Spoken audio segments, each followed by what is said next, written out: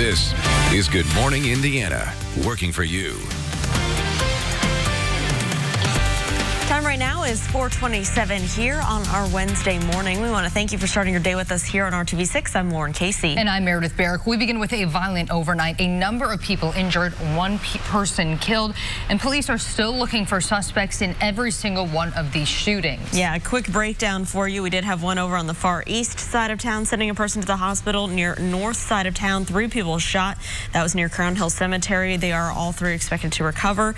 And then the homicide is on the northeast side of town, where a man is found dead in his apartment. We're going to have details on all of those cases, what police need from you, coming up here on Good Morning Indiana. Our next story is one that a lot of people are talking about, especially because they're concerned about what will happen after this major auction in Nashville. Yes, if you're like me, going down to Brown County and the shops in Nashville is a family tradition and something that you look forward to each season, and it's very popular in the fall. But we know that one man owned nearly 25 of these cute little shops, and that man passed away. The man's family is deciding to auction these properties off, so people are hoping that, you know, the charm will stay in this little town, a very beloved, popular tourist destination. So we're going to be keeping you updated on more with that story. But right now we do want to take a turn to our forecast as we're inching closer to trick-or-treating. And Alyssa, you have an update on what we can expect out there today. That's right. So we are going to see that rain moving in today. We're already starting to see that for some of our northwest counties this morning, and that's just going to continue spreading over the region throughout the day. You can see that on our radar this morning, moving into those northwest counties. We'll see that spread throughout the day, overnight, and into tomorrow. Today, expect periods of rain on and off throughout the day. Highs only reaching the low 50s. We're going to see up to a ½ an inch of rain possible today, and then another ½ an inch possible tomorrow. So looking at about an inch total in some locations as this moves through. We are seeing those temperatures below average today, but the real cool down happens tomorrow, just around trick-or-treating time. That's when we're going to see those temperatures drop off quite a bit. We could even see some snow flurries around trick-or-treating time. So the kids are definitely going to have to bundle up this year. All right, Alyssa, thank you. And once we get through trick-or-treating, we will soon be seeing a lot of this guy around. Yes, so we're looking at seasonal jobs this week. A lot of people needing a little bit of extra cash this time of year. Maybe you just want to spread some holiday cheer. So what better way to do that than to be one of Santa's helpers this season? Armand Mullins is looking at what you need to do and the requirements for this job. Obviously a fun one this time of year. We'll have that plus more news, weather, and traffic to kick off your Wednesday right here on Good Morning Indiana. This is Good Morning Indiana, working for you. Breaking overnight, a rash of violence across the city leaves 4 people injured and 1 person dead. A Johnson County school district is asking taxpayers for nearly $25 million. What that money will be used for and what voters are saying about that proposed plan. And Dancing Anne is making a comeback when you can see the popular art installation make her debut. Time now is 4:30 here on October the 30th. I'm Meredith Barrick. And I'm Lauren Casey. I want to wish Meredith a happy golden birthday here, wearing her gold. So make sure you hop on Facebook and wish her a happy birthday. Alyssa Donovan joining us at the desk as well. And you didn't give me sunshine as a gift. I knew you were going to say that. That's okay. I know you have no control over it. You're going to bring the sunshine for all of us today. All across central Indiana. Yes. Unfortunately, it is going to be a rainy day for your birthday today, and it's going to be a rainy day for trick-or-treaters tomorrow. So we have the system moving in right now this morning. That's moving into those northwest counties. You can see bringing some snow right around the Chicago area. Looks like we are going to be clear of that today, but we do have the potential of maybe a few flurries by tomorrow, late tomorrow night. But first, we are going to see that rain moving in. We'll continue to see that spread throughout the day. That's all coming from this low pressure system that's under that southwest flow, helping bring that moisture across central Indiana throughout your Wednesday. And we are going to see the timing on that, starting to see that spread into those northwest counties this morning. And then we'll continue to see bands of precipitation move through central Indiana throughout the day and into the overnight, as well as your Thursday. So it's going to be a wet couple days here, looking at about a ½ an inch of rainfall today, and then another additional half possible tomorrow. Starting this morning in the 40s across the area, you can see where that cool air is starting to move in. Temperatures in the 40s, low 40s to the north of us, still in the 50s right around Connorsville, but those areas likely going to drop off over the next couple hours here. Highs today only reaching the low 50s. Alyssa, thank you. we're keeping a close eye on traffic for your Wednesday morning commute, and here's a live look over on the west side of town. I-465 at I-74. Traffic here is moving along up to speed this morning. No crashes to slow you down. So let's take a turn right now and give you a live look from our INDOT traffic camera up in Fishers. Good morning to you. I-69 here at 106th Street, where traffic is moving along smoothly. We'll keep you updated on any crashes or delays that may slow down your commute. We begin this morning with breaking news. Metro Police investigating multiple acts of violence across the city. Gunfire on the city's far east side, sending a 19-year-old man to the hospital. This all happened around 11:30 last night on Braxton Court. That's near 30th and Cumberland Road. Police say that man was sitting in his car when it was sprayed with bullets. He was taken to the hospital in serious but stable condition. We're told investigators believe he was shot somewhere else and then drove to Braxton Court. Right now, the incident is still under investigation. And on the near north side, 3 people were shot on Boulevard Place near Crown Hill Cemetery. Police were called to the area around 9:30 last night.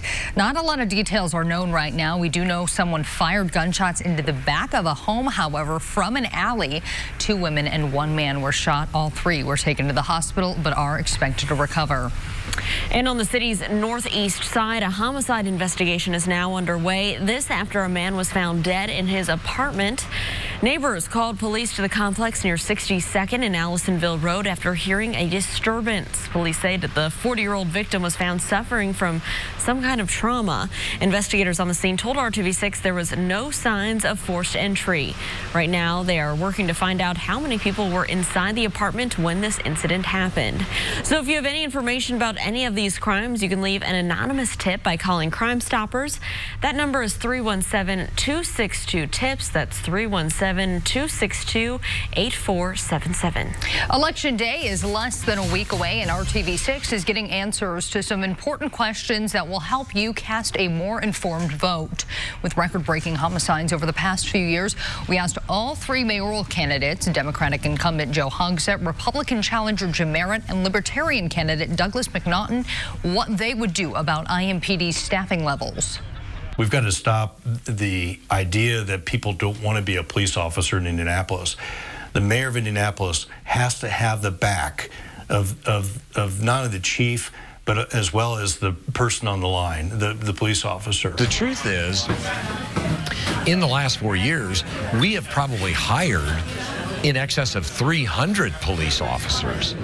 But we also have an older police force, and when they retire or other forms of attrition come into play, that's why we talk about increasing IMPD by a net number of 150 additional officers. Whether they're understaffed because they don't have enough people, or if they're understaffed because there are city policies causing things like the homicide rate to go up, all those things need to be addressed.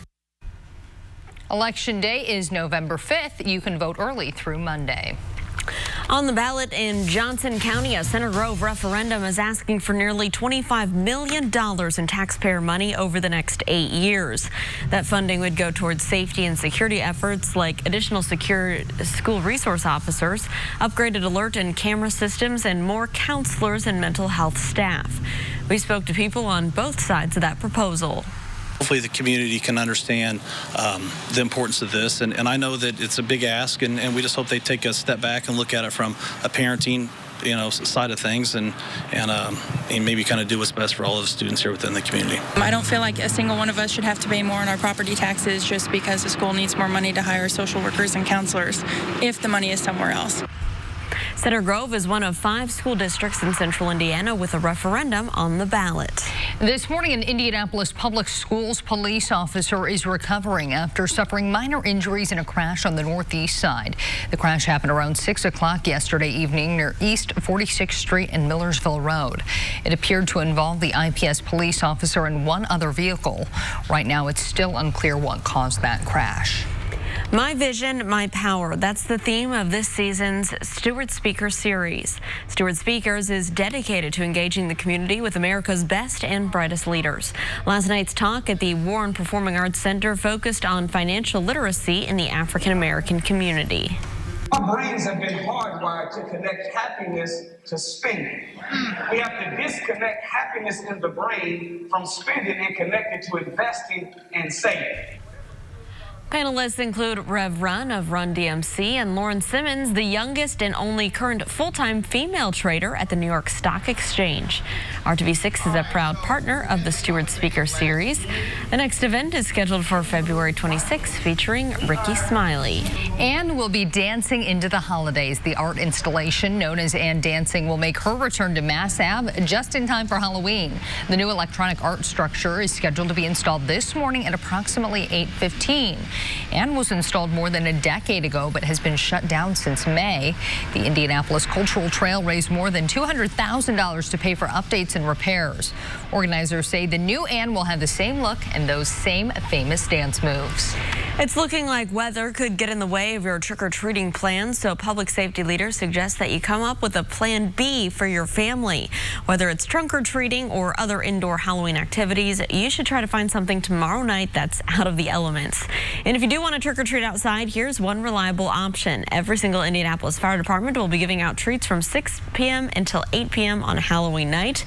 And if the weather is looking to ease up a bit and you do want to get out trick-or-treating with the kids, we do have a list of area trick-or-treat times up right now. That's on the RTV6 mobile app and the IndyChannel.com. The search for a missing 14-year-old Virginia girl continues this morning. Straight ahead where police say she was last spotted with her alleged abductor. LeBron James may love Taco Tuesday more than anyone. Coming up, we'll show you how he put that obsession to good use to help some very deserving men and women out in California. Alyssa. And we have some rain showers moving in today. It's a Storm Team 6 alert day, and looking ahead to the Halloween forecast, still going to see some rain and some much cooler temperatures. I'll break down everything you need to know coming up. Full protein-packed flavors.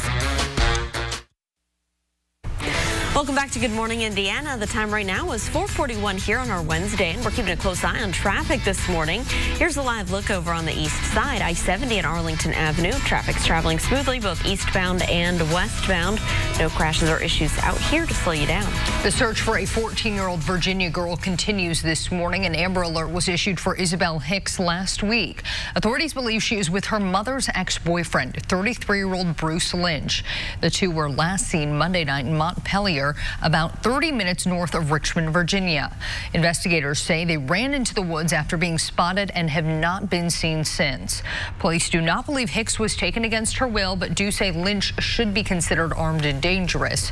Multiple reports suggest he also may be suicidal. Wary Californians are bracing for more infernos as a new forecast shows dangerous winds moving into the area. An onslaught of hurricane-force winds has moved in, and it's expected to last through Thursday. ABC's Elena Gomez is in Brentwood, California with more. California's governor looking at the ruins of destroyed homes, surveying the damage left by the Getty fire. Only 15% contained as California braces for a powerful new round of Santa Ana winds that have a dangerous history of turning sparks into infernos. These are probably the worst winds that Los Angeles has seen in the last 2 to 3 years. Those winds, some hurricane force, will fuel already brutal conditions in the hills just above Los Angeles. Over 1,100 firefighters trying to contain the blaze on the ground and from the air. The expected dangerous wind conditions spelling no relief for thousands of residents still evacuated. So people will not be returning to their homes because those extreme wind events we're going to see, those can pick up and transfer the fire miles away sometimes. Meanwhile, in Northern California, those winds are already picking up, fanning the Kincaid fire. Visibility near zero as these crews put out hotspots in Sonoma County. Over 4,000 personnel are working on that fire as we speak. The new fire danger forcing another round of power cuts. Some 1.5 million people expected to lose electricity this time. The manager of this supermarket firing up the generators again. It's just been wild. It's just been crazy. Officials now saying the cause of the Getty fire here in Southern California was a tree branch falling on a power line, causing it to spark. In Brentwood, California, Elena Gomez, ABC News. New developments in the impeachment inquiry against President Trump this morning. The court hearing to decide whether a former White House staffer has to participate in the inquiry has been postponed. Former Deputy National Security Advisor Charles Kupperman was subpoenaed by House investigators last week, but the White House issued a directive ordering him not to testify. Both the House and the DOJ agreed to postpone a hearing to decide whether or not he will have to testify due to a scheduling conflict. Meanwhile, two State Department experts on Ukraine are scheduled to be deposed today for the House impeachment inquiry. At 4:44, family members holding photos of their lost loved ones were front and center yesterday as Boeing CEO Dennis Muhlenberg answered questions from lawmakers about two deadly crashes. Last October, a Lion Air flight crashed off the coast of Indonesia, killing everyone on board. 5 months later, an Ethiopian Airlines flight had the same fate. Both were 737 MAX planes, which have been grounded worldwide since those crashes. In his testimony, Muhlenberg said that he knew a test pilot raised questions about the safety of the plane, but only found detailed information recently. He also said the company is working to address safety concerns. He's expected to testify before Congress again today. A doorbell camera captured the terrifying moment a plane came crashing down into a New Jersey neighborhood. This happened Tuesday morning. Investigators say the plane crashed into one home, setting it on fire. The flames then quickly spread to two other nearby homes. The pilot, who was the only person on board, was killed. Miraculously, a woman inside one of the homes that caught fire was able to escape just in time unharmed. No other injuries have been reported. The FAA and NTSB are investigating the cause of the crash. At 4:46, amazing dash cam video. This is from an Oklahoma police cruiser. It serves as a reminder for all of us, keep your eyes on the roads when you're behind the wheel. Just take a look at the left of your screen here. You can see a Jeep hop the grass median, take out a tree, and then slam into the officer's car. Wow, dash cam video shows another angle of this crash. Just before the crash, the officer is seen using his cell phone. He glances several times from the road and then to his phone until once hit, the officer looks around stunned. Now, thankfully, neither the officer nor the other driver suffered any serious injuries. Back here at home at 4:46, it is a Storm Team 6 alert day. Alyssa? That's right, and we are seeing that rain moving in today. We are going to have a Storm Team 6 alert day tomorrow as well, because that rain is sticking with us for the next 48 hours or so. And today, we are going to start to see that move in from the northwest. We'll see periods of rain really throughout the day today. That could impact your morning commute, especially if you're heading to the northwest this morning, and then it will likely impact your evening commute as well. We could see some heavy showers at times, looking at about a half an inch today and another half an inch tomorrow. So you can see on our True View radar, starting to see that move into those northwest counties. That's where we are seeing some of those heavier showers right now. To the north of us in Chicago, they are seeing some snow with this system, which we could see by late tomorrow. Starting to see those showers moving into Bloomington and Seymour as well. Throughout the day, we'll continue to see these bands of precipitation move across the area. So here we are as you head out the door this morning, right around 8 a.m. We'll start to see some light showers across the Indianapolis area and central Indiana, and then we'll start to see that become a little bit more widespread by the later morning hours and into the early afternoon, with that becoming a little bit spotty later today. But we could see some heavier showers at times with this system today and into tomorrow, and you can see we'll see another band move through just in time for your Thursday morning commute. Along with this, we are seeing again about an inch of rainfall as this moves through. So just a little bit today and a little bit tomorrow, but we are going to see just about an inch as this system moves across the area. When it comes to snow, not expecting accumulation, because we might just see a few flurries by late tomorrow night. And that's because along with that system, as it pushes out of the area, we are going to see this cold front move in, and that is going to bring us some cooler temperatures and the coolest air that we've seen so far this season. What that's going to do is take those temperatures down through tomorrow night. So looking at your Halloween forecast as you're heading out with the kids for trick-or-treating, those temperatures are actually going to be dropping off that evening, and it's going to be very windy. Those wind chills are going to be very cool, so you're going to notice that as you step outside for trick-or-treating. Showers, windy, and cooler temperatures with overnight lows by Friday morning in the 20s. Today, we're starting with those temperatures in the 40s. Those areas of rain continue really throughout the day, and then we see that wind pick up tomorrow as well, making it feel a bit cooler for your Halloween forecast. 50 degrees today for our high, 46 for Halloween. Again, those temperatures dropping off, so you're going to have to bundle up the kids. Look at that. By Friday morning, 27 degrees, 46 on Friday, and then we do see those clocks turn back on Sunday, so just be aware of that. Temperatures back into the 50s on Monday. All right, Alyssa, thanks so much. Here's a live look right now at traffic up on the north side, I-465 at the White River. You can see traffic here is moving along just fine this morning. No issues to slow you down. You can see some orange barrels there on your screen, so it looks like we do have one left lane blocked, but it's not causing any delays for your morning drive. Let's take a look right now at our traffic now map. Planning out your drive, heading southbound this morning on I-69 through Hamilton County. It's a 14-minute commute from State Road 13 all the way down to I-465, the ramp system there. Traffic looks to be traveling smoothly. So let's head out to the airport. You're heading out to catch a flight this morning. You shouldn't have any problems on the roads. Here's I-70 a little west of FedEx. You can see traffic there is moving along just fine, both eastbound and westbound. No crashes around the metro area to report this Wednesday morning. A happy ending following a frightening crash in Arizona. You may remember this shocking video showing a red light runner nearly hit and kill a family crossing the street. They were saved thanks to Shannon Vivar. She was behind the wheel of the car that struck the suspected drunk driver. Miraculously, everyone involved, including Shannon's 3-year-old son, who was in the back seat of the car, survived. But Shannon's car was a total loss.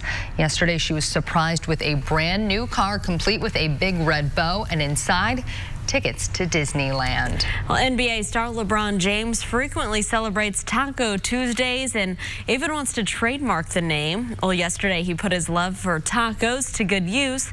The Lakers superstar sent his taco truck to help feed first responders battling those wildfires out in California. James is one of thousands who are forced to evacuate because of the Getty fire in West LA. Officials say the fire was sparked when the winds blew a tree onto a power line, and that fire quickly spread. Game of Thrones isn't over yet. After the break, the new series just announced by HBO. And a beloved Brown County town seeing some big changes. New at 5 o'clock, how an auction could reshape the historic town's future. But first, I'm Ted Rowlands. Coming up today on Court TV, our crews are live in Wisconsin for the killer girlfriend murder trial. Ezra McCandless is accused of killing her ex-lover in the backseat of her car. She claims it was self-defense. The defense case is winding down, but have they planted enough seeds of reasonable doubt to sway jurors? We'll break down all the biggest moments of the trial. You can see it all only on Court TV. Ted, thank you. And don't forget, you can watch the all-new Court TV live on your mobile device by visiting CourtTV.com. We'll be right back. And refined Atlas SE with technology. Samsung's first attempt at a foldable smartphone is off to a bumpy start, but the company already has plans for a second design. Samsung teased the new phone at a developer conference yesterday. The device opens vertically like a clamshell and then also expands horizontally.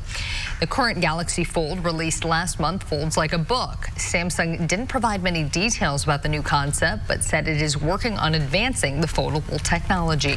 Well, it's a series that had many of us glued to the television every Sunday, and now HBO is greenlighting a prequel. The network is ordering 10 episodes to tell the origins of Game of Thrones. It will be called House of the Dragon, set 300 years before the original story. It's based off George R.R. Martin's book, Fire and Blood. This comes after HBO reportedly canceled a different prequel series. Casting and an air date have not been announced yet. Okay, back here at 4:56, we want to talk about the weather. It's something everyone's talking about this week because it has to do with what you need to wear if you're heading out trick-or-treating. That's right. And unfortunately, kids are going to need to bundle up. Honestly, this would be a good Halloween to do some of those trunk or treat, those indoor events, because it's just going to be gross outside tomorrow. We are seeing those rain showers moving in today. We'll see that throughout our Wednesday. 50 degrees for our high, and then tomorrow we are going to see windy conditions along with those rain showers. It is going to be chilly by the time kids are going out to trick or treat tomorrow. Temperatures will fall by Friday morning into the 20s.